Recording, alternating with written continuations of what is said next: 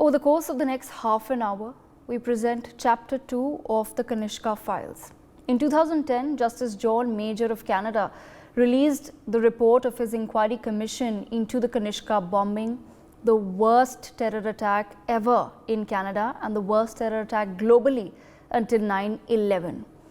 In the inquiry commission report, which is a Canadian government authorized commission, glaring lapses of Canadian intelligence came to light. This is not a report that was released by India, nor was it released by any international agency. It's a report commissioned by Canada, and its findings expose what's been called incompetence, but it's probably a bit more dubious than that. Anyway, I'm not here to present my own judgment, but I will be presenting facts. The Kanishka bombing took place at two locations on 23rd June 1985. Inside an Air India plane and at the Narita airport in Japan. Over 300 innocent lives were lost. The masterminds, barring one, were never convicted. These are the men that we need to know about. Can we put what we have on our touchpad on the screens? There we go. Mastermind 1 is Talvinder Singh Parmar. He is the founder of the terrorist organization Babbar Khalsa.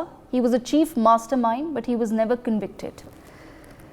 Mastermind 2 is Inderjeet Singh Riat, associate of Parmar and the man who physically put the bombs together. He was convicted but released in 2017 and allowed to reintegrate into society.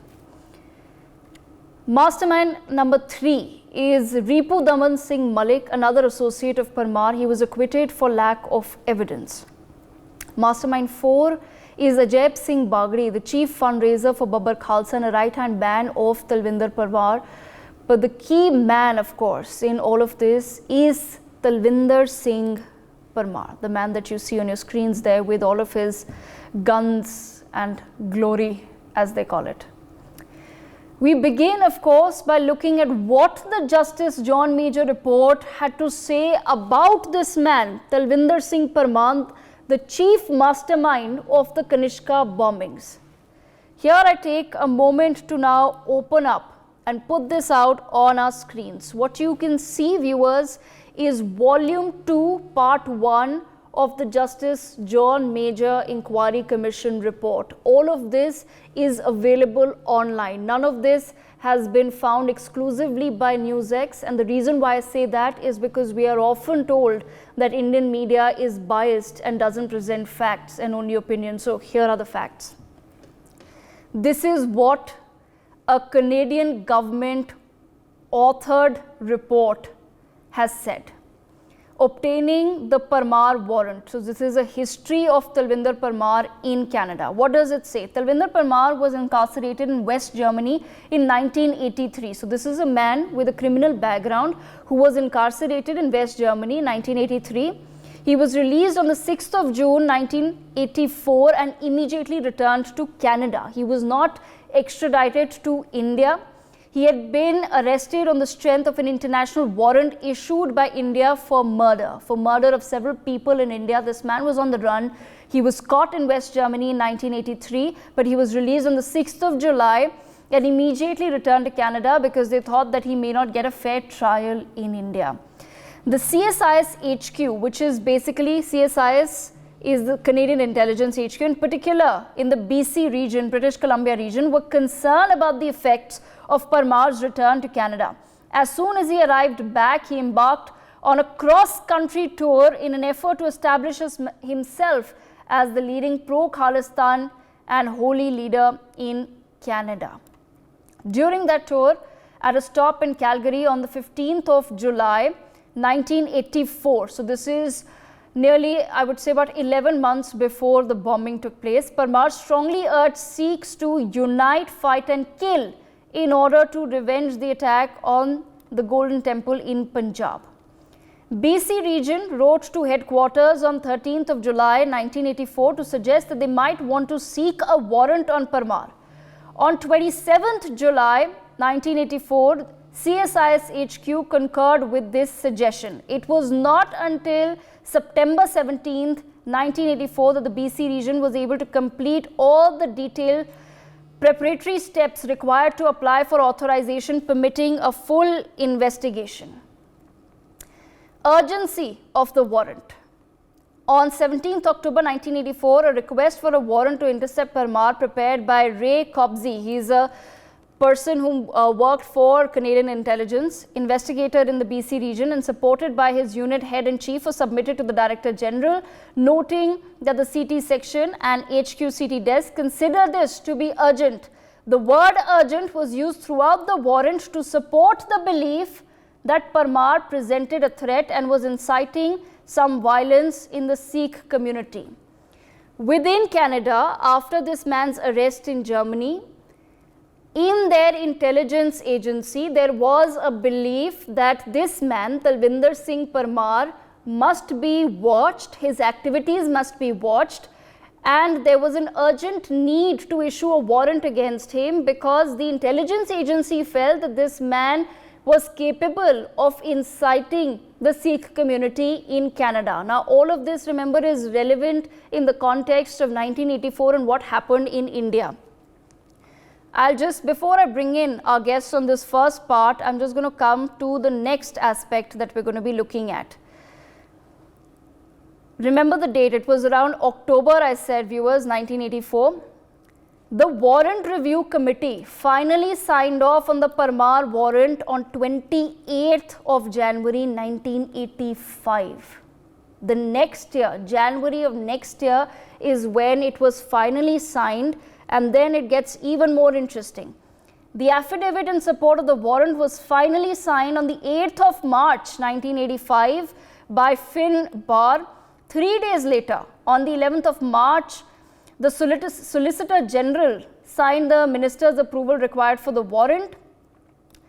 BC region was notified of the success of the warrant on 18th of March 1985. So this entire process began the year before. It was only on 18th of March 1985 that the BC region was notified that your request for a warrant on Talvinder Singh Parmar has been now granted. Finally, on the 28th of March 1985, the BC region chief of CINW wrote to the DG to inform him that an intercept on Parmar had been installed on the 25th of March, over 5 months after the BC region had submitted an urgent application for a warrant. To quickly do a recap, in 1983, Talvinder Singh Parmar, the key conspirator, is arrested in Germany on an international warrant issued by India. On 6th of July 1984, Talvinder Parmar is released by Germany and then sent back to Canada. 7 days later, on 13th of July 1984, BC region seeks a warrant against Talvinder Singh Parmar on an urgent basis. 14 days later, on 27th of July 1984, the CSIS HQ, which is Canadian intelligence, concurs with the fact that a warrant must be issued against this man. 50 days after that, on 17th September 1984, BC region completes the steps that are needed to apply for this authorized investigation and surveillance of this man. 130 days after that, after their application has been submitted, on 28th of January 1985, the Warrant Review Committee of Canada finally signs Parmar's warrant. 38 days after that, on 8th of March 1985, an affidavit in support of the warrant is signed by Mr. Finn Barr.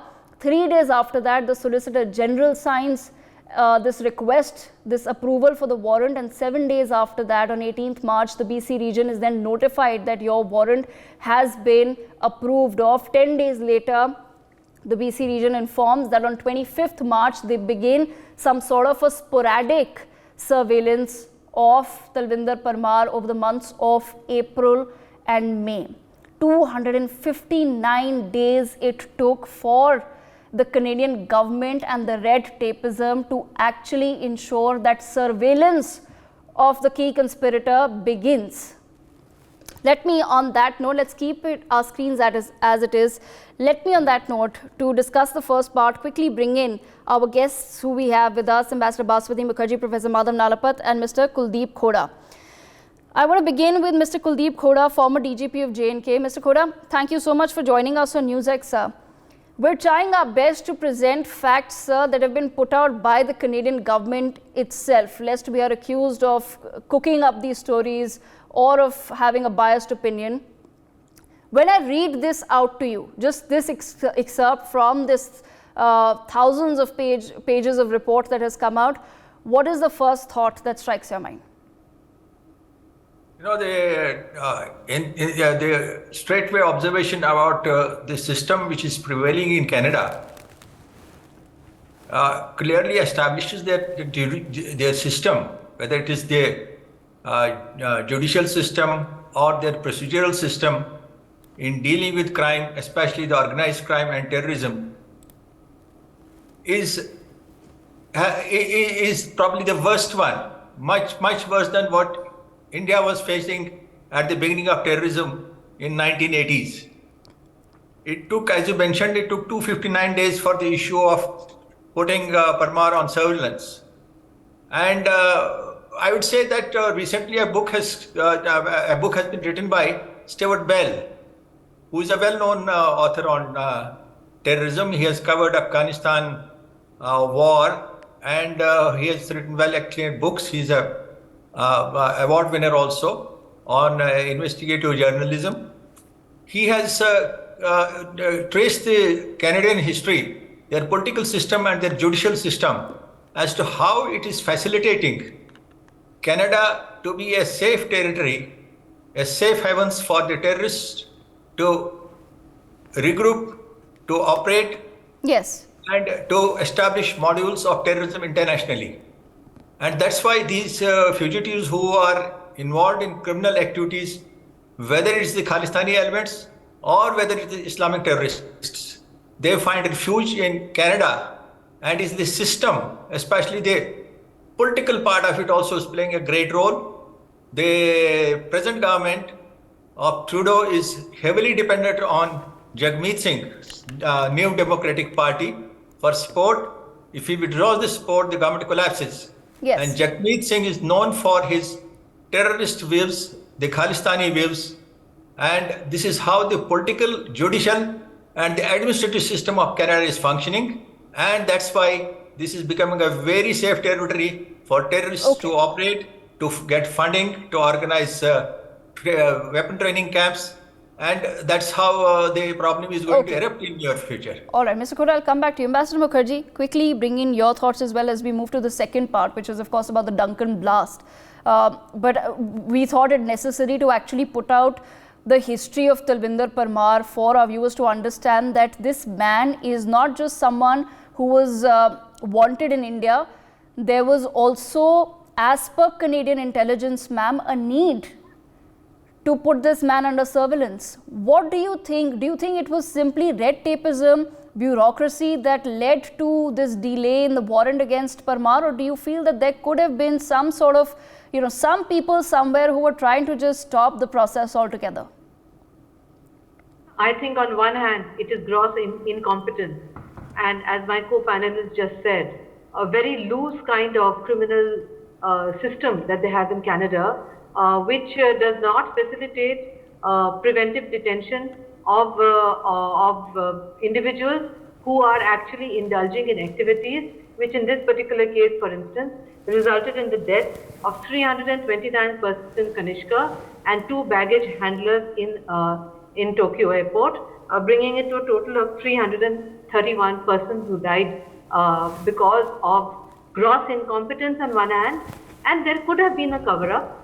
I have not read this book by Justice Major, but it seems to me to be incredible that a country which has been independent for so long, highly educated, etc., they pride themselves on being liberals with respect for rule of law. How could they have been so grossly incompetent as to not investigate the highly suspicious activities of this individual in time? Had they done so, and as your second phase will show, that when you say that the blast was not investigated, that again is impossible to condone as just incompetence. There could be a conspiracy, but since I have not read the book, I don't know, I cannot subscribe to a conspiracy theory, but I would certainly say that if Canada's criminal justice system is the same today as it was in 1984, then surely one day they will face a 9/11 type of situation in their country, because they are having too many known terrorists in their backyard. And should the politics of Canada change in the next election, let's say that the Conservatives come back to power, then these people will surely have many ways to make the Canadian system, which has turned against them, because as surely it will if the Conservatives come to power, they will find it easy to make life very difficult for the new Canadian government.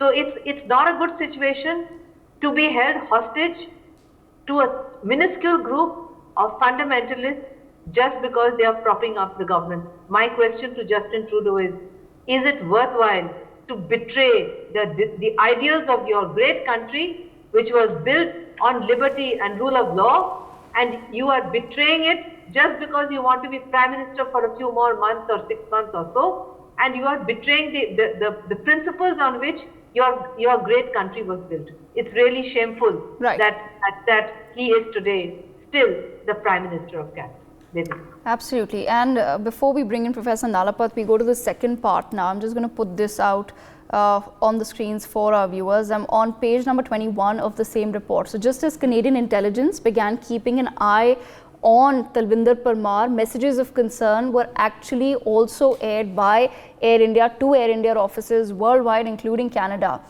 This is what they said, and this is on your screens. In the spring of 1985, as the string of threats against Indian interests was coming to a crescendo, officials had an impending sense that something was going to happen. But the answers to the questions where or when or what were not known. The mishandling of the June 1st telex, as it came to be known during the hearings, demonstrates deficiencies in the threat communication and response system that was in place in 1985. What happened on the 1st of June? On June 1, 1985, Air India's Chief Vigilance and Security Manager in Bombay sent a telex to Air India offices worldwide indicating the assessment of threats received by its intelligence agencies. And he said, and I'm quoting here, this was the telex that was shared with Air India offices worldwide, which means that they also went to Canada. The likelihood of sabotage attempts being undertaken by Sikh extremists by placing time/delay devices in the aircraft or registered baggage, as well as the fact that quote-unquote Sikh extremists are planning to set up suicide squads who may attempt to blow up an aircraft by smuggling in of explosives in the registered or carry-on baggage or by other means. This was intel that was shared by Air India. How was it received? This telex was received by Herbert Waney, the Toronto area sales manager of Air India, who then forwarded this on the 3rd of June 1985 to RCMP Inspector. RCMP, viewers, is the Canadian Police. Inspector William Dawson, the officer in charge of Toronto's Pearson Airport. When Dawson received the June 1st telex, he sent a telex to the RCMP headquarters, quoting the first June telex in full, but stating that in his opinion there was no, and I'm quoting here, need for extra security by this force on the strength of information contained in this message. So Canada received on the 1st of June, days before the Kanishka bombing, intel reports from India saying that there was a possibility of a suicide bombing on one of your planes. And this is how they received the message.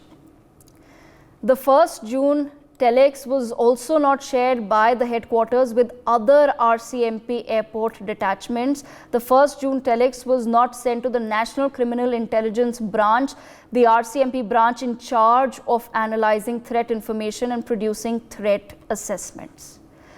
So this is of course what India was doing, but let me now quickly come to what we're here to really discuss today. I'm going to come quickly to page number 33 of this report. Remember, we realized that it was in March 1985, viewers, that the warrant against Talvinder Parmar was finally issued.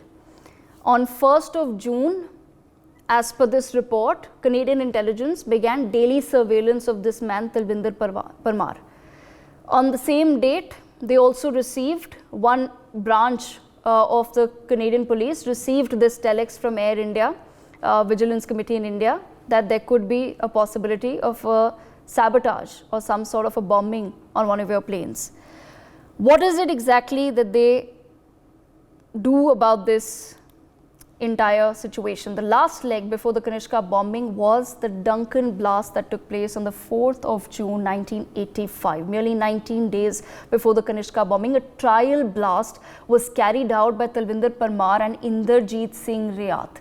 What the Inquiry Commission reveals will actually leave you stunned. This is what it says. The Duncun blast incident occurred 3 weeks prior to the bombing of Air India Flight 182. Two CSI surveillance followed Talvinder Singh Parmar, Inderjeet Singh Riat and a third unidentified person into the woods near Duncun, British Columbia, where they heard a large explosion. The senior surveillant believed it was the sound of a gun being discharged, although the younger surveillant thought it to be a much greater noise that literally lifted her out of her car seat. A cursory search of the area was fruitless.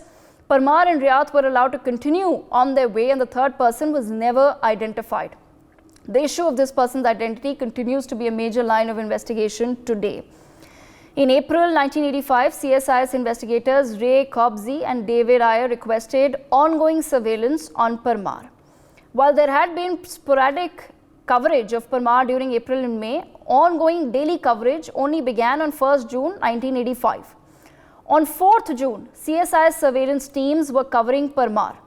On that date, CSIS surveillance Larry Lowe and Lynn Jarrett witnessed what has come to be known as the Duncun blast. On 4th June, the CSIS surveillance physical unit set up in the vicinity of Parmar's house. At 9:48 a.m., the surveillance team lost their targets. They did not pick them up until 2 p.m. In the early afternoon, Jarrett and Lowe followed a maroon car driven by Surjan Singh Gill with Parmar and a person that they believe at the time was his son, later referred to as Mr. X in this report, to the Horseshoe Bay ferry terminal. When they reached the terminal, only Parmar and his son boarded the ferry. Two surveillance cars were able to make it into the ferry just in time. The ferry docked at Departure Bay, Nanaimo. Jarrett and Lowe then followed them to the residence of Inderjeet Singh Riat. Remember, he was mastermind number 2. The driver who took them there then left. At 6:30 p.m., Riat got into his car with Parmar and his son, who is referred to as Mr. X, and drove to Auto Marine Electric in Duncun. At 7 p.m., half an hour later, they left Auto Marine Electric and drove out of town at a high rate of speed, reaching speeds of 120 kilometers per hour. Riat's car stopped in a wooded area and then backed south of Highway 18 along a dirt road that entered in a cement barrier. Officer Lowe got out of the car and instructed Jarrett to remain in the car. He then began walking back through the woods to have a clear view of the car carrying Parmar. Jarrett remained in the car as Lowe had instructed. Lowe actually got within 150 to 200 yards from Riat's car. Lowe saw the son return to the car and sit in the back seat. Soon after, there was a very loud bang. The sound was so loud that Lowe jumped behind a tree, believing a shot had been fired at him. Jarrett told the commission that the passenger window was down about 6 inches. The very sharp, very clear bang was extremely loud and startled her so much that she swore and jumped off her car's seat. Professor Nalapat, interestingly, sir, on the 4th of June, the day the trial blast was conducted in this woody area of Duncun, is when 2 Canadian intelligence officers were actually tailing the suspects. I'll come in just a moment to what they thought the blast was all about and what they did thereafter. But what do you think, as intelligence officers, for them to write it off as a gunshot, that actually resulted in the deaths of so many people? Look, the whole problem began when Mr. Parmar was not extradited back to India on the urgent request of India. At that time, Prime Minister Pierre Trudeau, Justin Trudeau's father, refused to extradite him. And what was the reason given? That India had shown disrespect to Queen Elizabeth II. I don't know how he could have accused India of showing disrespect to Queen Elizabeth II, but that was the absurd reason given why this person was not extradited to India, and so many lives, 331 lives could have been saved. As far as this is concerned, frankly, this whole thing is a whitewash. The reality of situation is, one, they were talking about surveillance of Soviet officers, and look, that was the era of Gorbachev. And it was the era of glasnost and perestroika. That tension was over. And the need to tail Soviet officers was very much less. But the need to tail these kind of terrorists was very much more. They did not do so at all. And in the report, they're given this fake excuse, oh, we were busy with the Soviet Union people, when as though it was 1970s and not the mid-1980s, when the situation was completely different.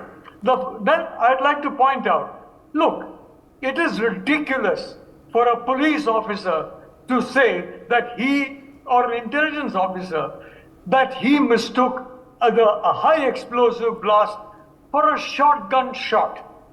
There's a very distinct shot of a shotgun, and different types of shotguns have distinct shots, but they all fall within a narrow band.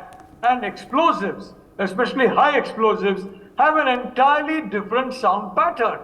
There is no way that this could have been mistaken for anything other than a high explosive. The fact is, this particular officer was derelict in his duty. Why he was derelict in his duty? He has never been asked by the Canadian government, because as you know, whether it is Father Trudeau or son Trudeau, they seem to have a soft corner for terrorists to attack India. But the reality is that this man clearly would have known, and his assistant told him that it could be a high explosive, and yet these people were allowed to go away. They were not even questioned after that. And this tragedy occurred. So let me say, I completely and totally place the blame for this tragedy on the then government of Canada. And I can tell you, the father was responsible for hundreds of deaths of innocent lives, including hundreds of Canadian citizens. The son is responsible for dozens and hundreds of deaths in India because of the similar negligence that he is showing to terrorist activities. These excuses, oh, we were going after Soviet agents. Oh, I thought it was a shotgun blast. It's absolutely impossible that the Soviet Union was that kind of priority as it was in the 1970s. No. And secondly, I mean, unless the man is a complete duffer, nobody can miss, or he was deaf, poor fellow. In that case, it's a different matter altogether. You cannot mistake a shotgun blast for a high explosive blast. And what was a high explosive blast? If that had been acted upon in time, we could have avoided the tragedy that befell the AI-1, I think it was 182, AI-182 in 1985. Precisely what you've said, Professor Nalapat. Was it incompetence? Was it red tapeism? Was it just cover up due to political pressure? That's something that we'll actually never really know about, because as you can see on your screens, I have to wrap up shortly, but as I was pointing out, what the intelligence officers did after that was they actually tried to go to the site, around the site where this was happening, and they started searching for gun casings. They did this search for less than a minute and they found nothing. Then they drove off to join the rest of the surveillance team. Talvinder Parmar was actually followed by members of the CSIS afternoon shift when he returned to Vancouver alone by ferry. Once there, he was again picked up by the man Surjan Singh Gill, and they also made plans to have the RCMP stop Gill's vehicle and search it for a weapon, but Chief Robert Smith of the CT called off the plan when the surveillance reported that Parmar was not carrying anything such as a bag which could conceal a weapon. So this is the basis on which they in fact stopped Parmar's vehicle from being searched. Loeb was called the next morning. He told that they should return to Vancouver without completing the surveillance follow-up on the son, Mr. X, that they had planned. He commented, the officer, I don't know whose decision that was, but I guess that's hindsight. Had This is what the report says eventually. Had CSIS continued its operation on Vancouver Island, they could have gathered a great deal more information on the person they believed to be the son of Parmar. So this is what essentially they've written. And lastly, of course, I'd just like to put out this aspect. The Duncun blast is an example of how narrow thinking can affect an investigation. Prior to the bombing, no one questioned the source of the loud explosion heard by the two Canadian intelligence officers. Their interpretation of it as a gunshot, as reported, was accepted as factual, and no critical examination of the facts took place until after the tragedy. What's sad is, and that's also written in this report, that after the June 23rd bomb blast, Canadian intelligence actually went back to the Duncun blast site with sniffer dogs, and they found material that's relevant to the making of a bomb. Had they just done the same, perhaps some tragedy maybe could have been averted. Essentially, despite doing daily surveillance of Tajinder Singh Parmar on the 1st of June, 3 days later, two Canadian intelligence officials actually followed Parmar and his associates. They heard them perform the Duncun blast. They decided that it was a gunshot, and 19 days later, on the 23rd of June 1985, there was a bomb blast on Air India Flight 182 and the Narita airport, which killed over 300 innocent people. Most of them were in fact Canadian lives. This was chapter 2 of the Kanishka files, where we're presenting clear, solid facts. For more such videos, subscribe to the NewsX YouTube channel, hit the bell icon.